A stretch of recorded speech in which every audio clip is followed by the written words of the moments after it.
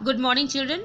आज मैं मेघ आय पढ़ा रही हूँ क्योंकि ऑनलाइन क्लास में लाइव क्लास में आप लोगों ने कहा था कि मेघ आय जो मैं उसे सबसे पहले पढ़ा दूँ। वैसे तो मैं सभी पोइट्री आपको पढ़ाऊँगी, तो लेकिन मेघ आय मैं सबसे पहले पढ़ा रही हूँ। तो मेघ आय जो है सर्वेश्वर दयाल सक्सेना जी की कविता है। और सर्वेश्वर दयाल सक्सेना जी एक आधुनिक युग के कवि है, इसलिए हमें उनकी भाषा में कोई अधिक ज़्यादा जटिलता मैंने कॉम्प्लेक्स हमें उनको दिखाई देगा। मैंने कठिन उनकी भाषा नहीं है, ठीक है, बहुत ही साधारण भाषा में लिखा है। लेकिन उन्होंने संपूर्ण कविता जो है मानवीकरण पर लिखा हुआ है। यहाँ पर उन्होंने क्या किया है, उन्होंने निर्जीव वस्तुओं को सजीव रूप दे दिया ताकि जो बात वो बोलना चाह रहे हैं अपने पाठकों को वो अच्छी तरह से उन तक पहुंचा सके। ठीक है, तो ये जो कविता है प्राकृतिक सौंदर्य को बताया गया है। ये जब आकाश में जब काले मेघ छाते हैं और वर्षा का दृश्य उत्पन्न होता है, तो उस समय आंधी चलता है। फिर आंधी उस वर्षा की बूंदों के कारण जो है नदी जो होते हैं, तालाब जो होते हैं, पेड़ पौधे सब कुछ प्रसन्न हो जाते हैं कि गर्मी से तप्त होने के बाद जब वर्षा होती है तो उनके अंदर भी एक नई जान ला जाती है। तो उसी बात को यहाँ पर कवि ने जो है बड़ी ही सुंदर तरीके से मानवीकरण रूप में प्रस्तुत किया है। ठीक है, आज हम 2 पैराग्राफ पढ़ेंगे। ठीक है, 2 पैराग्राफ में आज आपको पढ़ा रही हूँ। तो देख लेते हैं। मेघ आए बड़े बन ठन के सवर के। तो यहाँ पर बता दूँ, जो मेघ है उसका मानवीकरण किया है दामाद रूपी मेहमान के रूप में। बयार मतलब हवा होता है, उसका मानवीकरण किया गया है एक गांव की युवती के रूप में। पाहुन मतलब होता है आपका मेहमान। ठीक है, तो पहला पैराग्राफ में ये 3 है। तो देख लेते हैं। मेघ आए बड़े बन ठन के सवर के। तो यहाँ कवि बोल रहे हैं कि जो मेघ रूपी मेहमान है, जो मेघ रूपी दामाद है, वो बहुत ही सुंदर रूप लेकर जो है गांव में आया है। कहने का मतलब है यहाँ पर स्टोरी ये है कि एक गांव है जहाँ पर जो दामाद जो है, दामाद रूपी जो मेघ है, वो शहर से गांव में आ रहा है क्योंकि गांव की लड़की के साथ में उसकी शादी हुई, वो इस गांव का दामाद है। तो वो बहुत ही सुंदर अपनी पत्नी से मिलने आ रहा है, बहुत दिनों के बाद आ रहा है।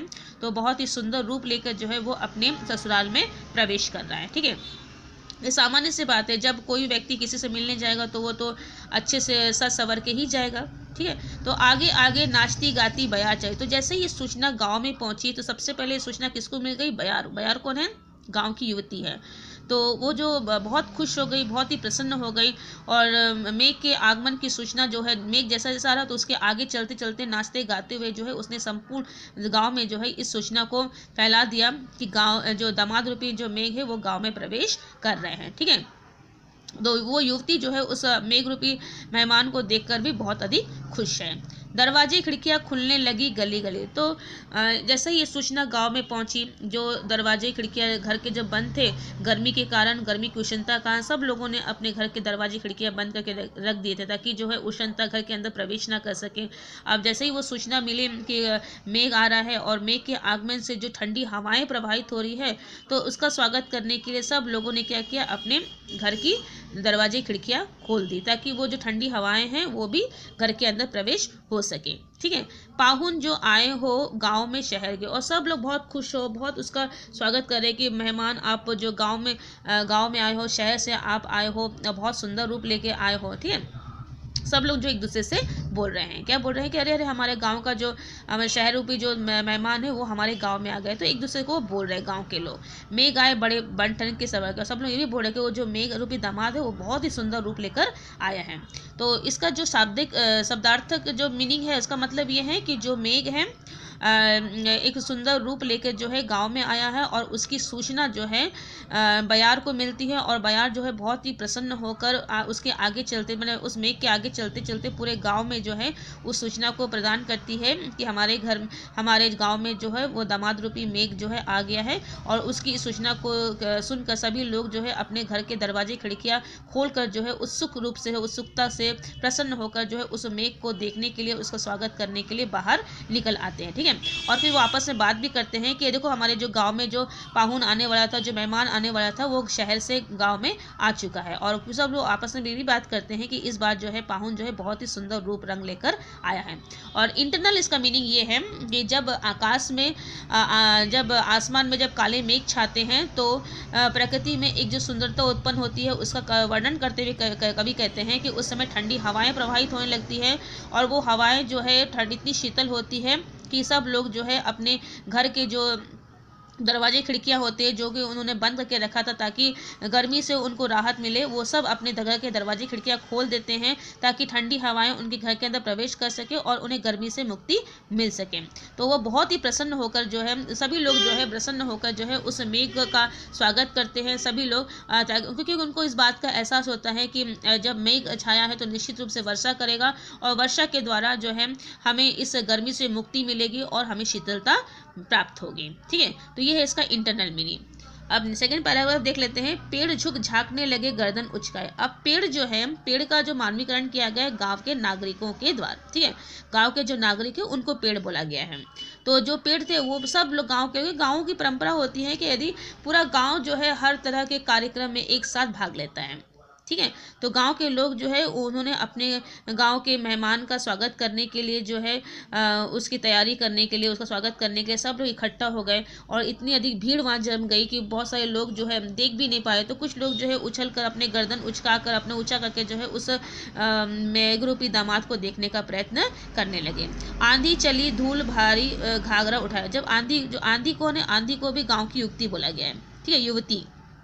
तब आंधी को जब ये बात पता चली तो वो भी चाह रही थी कि मैं भी उस अपने गांव के उस मेहमान को देखूं, मैं भी उसके रूप रंग का दर्शन करूं। तब वो भी वहां पर आने के लिए तत्पर हो गई, लेकिन वो अधिक तेज बने, सब लोग भाग रहे हैं, सब लोग दौड़ रहे हैं, तो वो भी चाह रही थी कि मैं भी जल्दी जाके जो उसी स्थान पर पहुंच जाए जहाँ पर सभी लोग जो है उसका स्वागत करने के लिए खड़े। लेकिन वो दौड़ नहीं पाई थी क्योंकि उसने धूल से बना हुआ घाघरा पहना हुआ है जो कि काफ़ी भारी है। तब उसने अपने घाघरा को थोड़ा सा उठाया और फिर तेज भागकर जो है उसी स्थान पर पहुंचने की कोशिश की।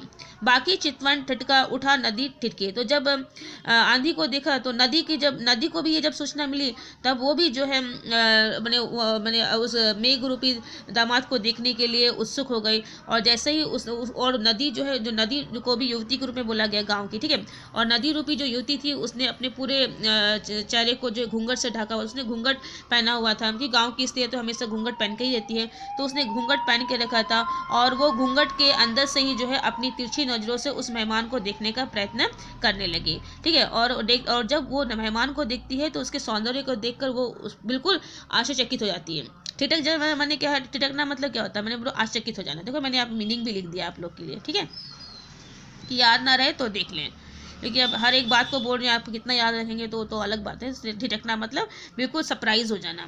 और वो एक टक होकर जो उस मेघ रूपी दामाद को देखने लगी और देखते रहते उसके सर का घूंघट कब हट गया उसको पता ही नहीं चला।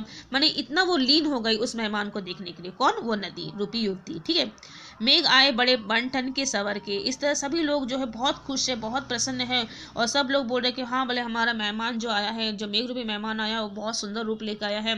अब हमारे गाँव में पूरे जो है खुशियाँ छाएंगी, वह सब कुछ अच्छा से होगा। कहने का मतलब है कि यहाँ पर बताया गया है, जिसका ये तो शब्दार्थ मीनिंग था। इंटरनल मीनिंग ये है कि आंतरिक मीनिंग ये है कि जब आंधियाँ चलती है, जब मेघ आता है तो अब क्या होता है कि जब पेड़ ठंडी हवाएं चलती हैं और पेड़ हिलने लगती हैं, उसकी जो शाखाएं होती है, उसकी डालियां जो है वो झुकने लगते हैं। तो जो झुकते हैं फिर ऊपर उड़ते हैं, तो उसी की कल्पना जो कवि ने यहाँ पर की है, पेड़ झुकने लगे। ठीक है, और फिर तेज आंधी भी चलती है, धूल भरी आंधी चलने लगती है और नदी जो होते हैं, नदी के जल में भी के तरंगे उत्पन्न होने लगती है। ठीक है, नदियाँ का जो जल होते हैं उसमें भी तरंगे उत्पन्न होने, मतलब सबके मन में एक प्रसन्नता छा जाती है कि गर्मी से इतना हमारा जो जीवन था व्याकुलता से भरा हुआ था, अब मेघ के आगमन से उनके मन में एक नई कामना जाग जाती है कि शायद वर्षा के द्वारा अब हमें इस गर्मी से मुक्ति मिलेगी। इसलिए सब प्रसन्न होकर जो है मेघ का स्वागत करते हैं। तो आज ये सके 2 पैरा ही मैं पढ़ा रही हूँ, आप सुनिए वीडियो को अच्छी तरह से समझिए। यदि फिर भी कोई प्रॉब्लम हो रहा है तो मुझे ज़रूर बताइए। Okay, thank you.